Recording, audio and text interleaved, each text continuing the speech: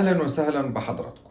معادنا مع الفيديو اليومي الجديد واللي بنتكلم فيه عن بعض الأمور اللي ليها علاقة بنادي الإسماعيلي. وزي ما احنا عارفين إن نادي الإسماعيلي من حيث القضايا وإيقاف القيد للأسف الأمور مش على ما يرام، ولكن الموضوع مختلف تماما على الفريق الأول للنادي الإسماعيلي بقيادة المدير الفني ميلود حمدي، وإن المدرب قافل على نفسه. لكن خلينا بس قبل ما نبدأ وقبل ما نقول أي حاجة بنطلب من حضراتكم إن انتوا تصلوا على النبي محمد وكمان تذكروا الله، وإن شاء الله بإذن الله يكون فيديو مميز ويكون عند حسن ظنكم. ولكن طبعا بنطلب ندائنا المستمر لحضراتكم إن انتوا تدوسوا لايك للفيديو، وكمان أي حد مش مشترك في القناة يسعدنا إن هو يشترك فيها ونستمر في تقديم الفيديوهات اللي ليها علاقة بنادي الإسماعيلي. في الفيديو هنا هنناقش موضوعين ثلاثة بالكتير قوي، والموضوع يعني ما فيهوش فيه حصريات أو فيه كشف كواليس أو أي حاجة، ولكن في بعض الأمور اللي تم طرحها على الساحة بتخص نادي الإسماعيلي، فبنحب إن احنا نطلع نعلق على المواضيع ونقول وجهة نظرنا.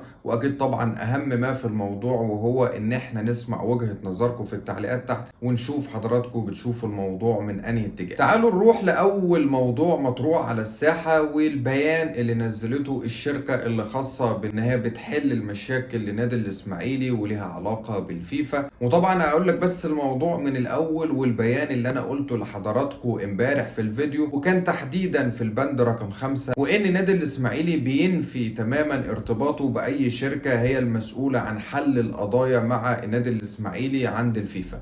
هنا الموضوع اللي خلى الشركة بقى ترد، والناس قالوا ان احنا كنا متواجدين مع النادي الاسماعيلي والناس تواصلوا معانا ان احنا نخش في بعض القضايا اللي ضد النادي الاسماعيلي، وحلنا اكتر من قضية كانوا ضد النادي الاسماعيلي، وكان في بعض القضايا قدرنا ان احنا نخفض بعض المستحقات، وكمان في بعض القضايا قدرنا ان احنا نشيل العقوبة تماما. فده طبعا رد على البيان الخاص بالنادي الاسماعيلي، وان للاسف في اضطراب شديد جدا جدا. فانا عايزك بس تتخيل معايا عزيزي المشاهد، النادي الاسماعيلي بيقول لك ان مفيش اي شركه ليها علاقه بينا وان احنا بس اللي بنتواصل مع الفيفا. تقوم في شركه رده بتقول لا، ان احنا اللي كنا بنتعامل مع النادي الاسماعيلي وان احنا قدرنا ناخد خطوات جاده في تخفيض العقوبات على النادي الاسماعيلي. فانا بس عايزك تتخيل معايا، شفت مدى العشوائيه والتربص والعبث اللي بيتم ادارته داخل النادي الاسماعيلي؟ متخيل اداره النادي بتقول لك ان مفيش شركه، متخيل ان الشركه تطلع تقول لك لا ده النادي كذاب وان احنا كنا مسؤولين عن بعض الملفات والقضايا للنادي الاسماعيلي في فيفا.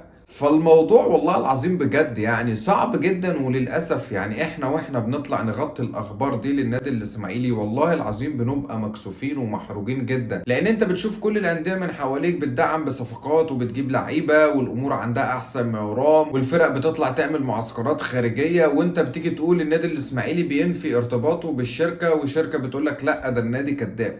فهو ده النادي الاسماعيلي اللي للاسف ما زالت ادارته بتعبث بمقدراته، وما زالت ادارته مش عارفه قيمه ومكانه النادي الاسماعيلي، وان للاسف كل المواضيع دي بتيجي فوق دماغ النادي الاسماعيلي. ولكن خليني اقول لك، لما سالنا في الموضوع برضو طلع لنا وجهتين نظر. وجهة نظر بتقول لا، ان فعلا في شركة موجودة وهي اللي قدرت تحل الموضوع ده، وان الشركة لحد دلوقتي ما تقاضتش مبالغ مالية نظير عملها للنادي الاسماعيلي. النادي بينفي نفي تام وواضح وصريح، وبيقول لك ان المحامين اللي شغالين معانا ملهمش علاقة خالص بالشركة دي، وان دول محامين مستقلين وملهمش اي موضوع في موضوع الشركة. فانا الحقيقة مش قادر افهم، احنا الموضوع ده بيمشي في صالح النادي الاسماعيلي؟ هل الموضوع ده بيوفر وقت على النادي الاسماعيلي؟ وده موضوع مطروح على الساحة بيخص النادي الاسماعيلي، اتهامات متبادلة ما بين الإدارة وما بين الشركة، وكل ده للأسف الكلام الكتير ده ما بيكونش في صالح النادي الاسماعيلي. تعالوا نروح للموضوع بقى المهم، واللي طبعا أحمد شوبير فجر القصة كلها وقال لك في خبر كويس ومهم لجمهور نادي الاسماعيلي، وهو وجود مستثمر مستني ان هو يشيل الليلة كلها. طبعا انا عايز اقول لك بس قبل ما اقول اي حاجة في الموضوع ده، الحداية ما بتحدفش كتاكيت. طبعا كلنا عارفين انتماء احمد شوبير وهجومه الشديد على النادي الاسماعيلي في بعض الاحيان، ولكن طبعا عشان احمد شوبير مش على توافق تام مع الادارة، فكل الفيديوهات اللي بتطلع لاحمد شوبير الحقيقه بيخش في هجوم وفي صدام شديد جدا جدا ضد اداره النادي الاسماعيلي. ولكن ده مش موضوعنا دلوقتي. موضوعنا هو الاستثمار، وان الحقيقة بعد ما شوبير فجر القصة دي ناس كتيرة اتكلمت ايه ده، معقولة النادي الاسماعيلي اخيرا هيخش له المستثمر، اخيرا حد هيقدر يشيل النادي الاسماعيلي من الازمة والكوارث اللي بيعاني منها. خليني اقول لك بس الحقيقة، انا وجهة نظري بشوف ان الموضوع ده فنكوش. انت يا عم محمد بتصدمنا، وانت ليه بس بتقولها في وشنا كده علني؟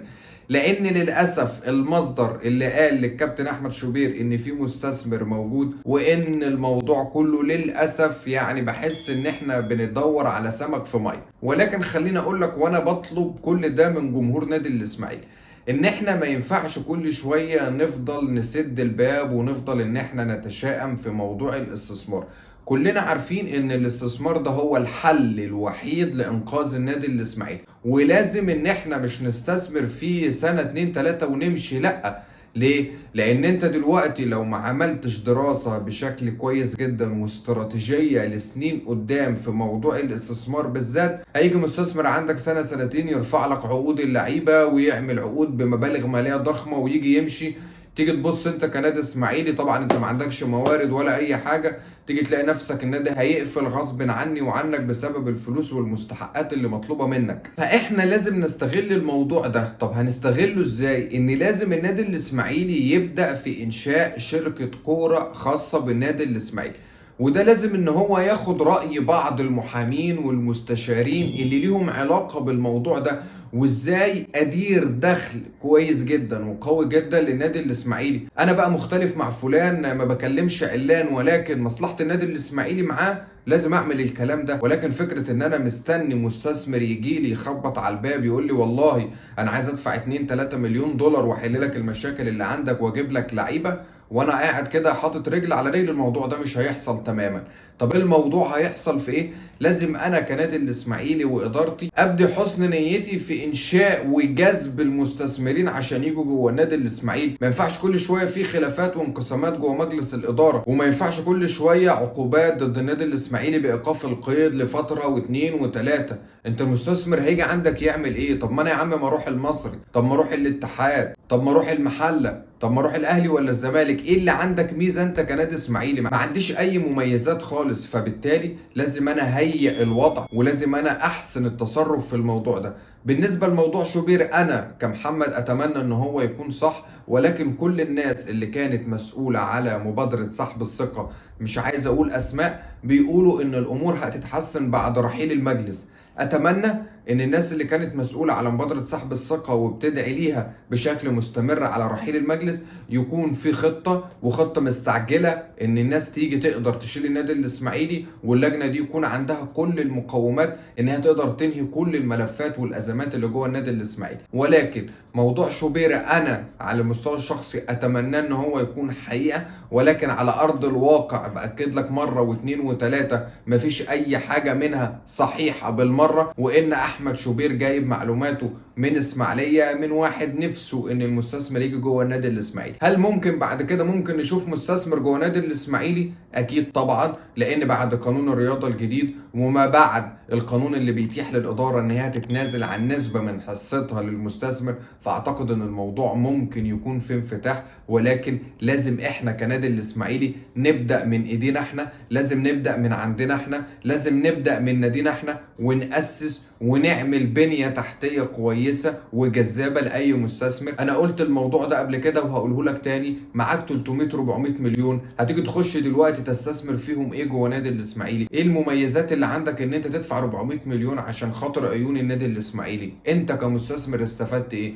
لحد دلوقتي لسه مفيش أي حاجة خالص، مفيش بنية تحتية النادي الإسماعيلي أسسها إن هو يعمل استثمار. لازم إحنا اللي نتحرك، لازم إحنا اللي نجذب المستثمرين، ولازم نبعد عن المشاكل والازمات والانقسامات جوه نادي الاسماعيلي. حبيت اطلع اوضح واناقش معاك وجهة النظر في موضوع الاستثمار، عشان مش عايزين اي حد يلعب بدماغ جمهور نادي الاسماعيلي. عارفين وواثقين ان جمهور نادي الاسماعيلي نفسه يصحى الصبح يلاقي فيه مستثمر بيخبط على باب النادي، ولكن بنقول وبنأكد مرة واثنين وثلاثة مش عايزين نتشائم نهائي. لازم ان احنا نكون عندنا تفاؤل في موضوع الاستثمار، ولكن هل احنا عندنا حاجة على ارض الواقع؟ هل هيجي لي مستثمر؟ لا. يبقى انا دوري كجمهور للنادي الاسماعيلي، ولكن انا دوري كجمهور للنادي الاسماعيلي بنطلب من اداره النادي تاسيس شركه الكوره الخاصه بنادي الاسماعيلي عشان نبدا رقم واحد في موضوع الاستثمار، واسس وابني ان احنا نقول تعالى يا مستثمر احنا بنينا الشركه هنا